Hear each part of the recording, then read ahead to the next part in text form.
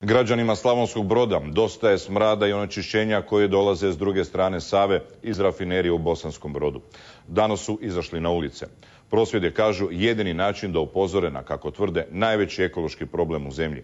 Iz Slavonskog Broda javlja se Ivana Mismer. Ivana, što Brođani konkretno traže s obzirom na to da je rafinerija ipak u drugoj zemlji? Pa Brođani traže konkretno rješenje kako bi zagađenje prestalo. Dosta im je praznih priča o radnim sastancima. Okupili su se simbolično kod Brodske bolnice jer, kažu, mnogi od njih zbog onečišćenja tamo će završiti. Neočekivano pridružio im se ministar zaštite okoliša Zmajlović, koji je u Brod stigao objasniti što je to sve do sad učinjeno i kako dalje, jer, kaže, gradonačelnik Broda Duspara manipulira njegovim izjavama.